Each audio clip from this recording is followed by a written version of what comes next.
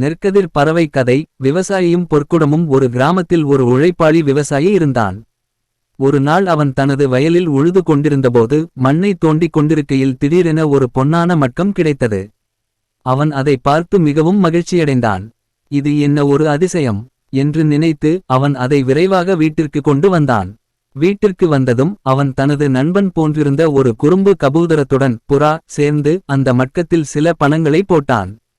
அவர்கள் ஆச்சரியமாக பார்த்தார்கள். சில நிமிடங்களில் அந்த மட்கம் முழுவதும் பணத்தால் நிரம்பிவிட்டது. விவசாயி மகிழ்ச்சியில் திளைத்தான். இனி நமக்கு எதுவும் குறையாது என்று நினைத்தான். ஆனால் ஒரு நாள் விவசாய வயலுக்கு சென்றிருந்தபோது ஒரு பெரிய பாம்பு அமைதியாக வந்து அந்த மட்கத்தின் உள்ளே புகுந்தது. விவசாயி மாலை வீட்டிற்கு திரும்பி வந்து மட்கத்தை திறந்தபோது அதில் இருந்து ஆயிரக்கணக்கான பாம்புகள் வெளியே வர ஆரம்பித்தன. அவன் மற்றும் புறா பயந்து ஓட ஆரம்பித்தார்கள். காம்புகள் முழு கிராமத்திலும் பரவி மக்கள் அனைவரும் அச்சத்தில் அலறினர். அப்போது விவசாயிக்கு உண்மை புரிந்தது. அதிக ஆசை நமக்கு ஆபத்தை தரும் என்று அவன் உணர்ந்தான்.